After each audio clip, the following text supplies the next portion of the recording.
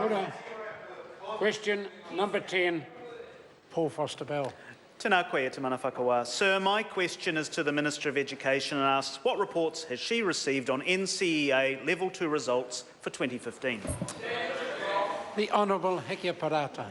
Tēnā koe, Mr Speaker. Tēnā koe. Mr Speaker, provisional NCEA data shows that student achievement is continuing to rise. The provisional role-based data shows Level 1, Level 2 and Level 3 NCEA achievement rates at school rose by between 0.4 and 1.8 percentage points last year to 73.2, 75.8 and 62% respectively.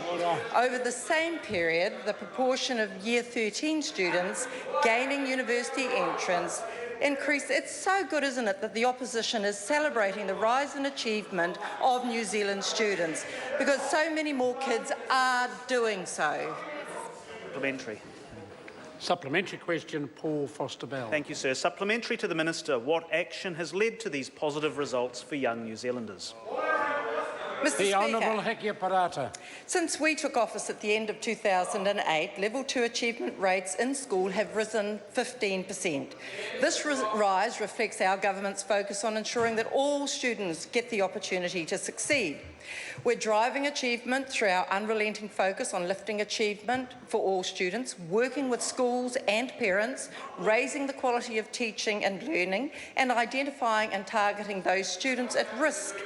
We are doing this both by expecting more from the system and by additional targeted investment in those students most at risk of not achieving. Supplementary question, Chris Hipkins. Thank you, Mr Speaker. To the Minister, why should parents and employers have confidence that improved rates of qualification attainment are actually a sign of improving educational achievement when a recent TEC study found that up to half the students meeting NCEA literacy and numeracy requirements are not functionally literate or numerate? The Honourable Hekia Parata. Mr Speaker, because while that report was published recently in December, it was undertaken in 2012. In 2012, the literacy and numeracy credits were both strengthened and raised in numbers. Moreover, this government introduced national standards recognising that literacy and numeracy was an important part of learning, and we needed to start earlier in the system than at NCEA. So at all levels, we have been strengthening literacy and numeracy. Mr Speaker. Supplementary question, Chris Hipkins. Well, was Avondale College Principal Brent Lewis wrong this week when he stated that students can meet NCEA literacy requirements from only doing physical education or other subjects where teachers had little experience assessing literacy and numeracy, and that tightening minimum requirements would make it much harder to achieve the government's goal of 85% of 18-year-olds achieving NCEA Level 2? The Honourable Mr. Hekia Speaker, Parata. exactly. Mr Speaker,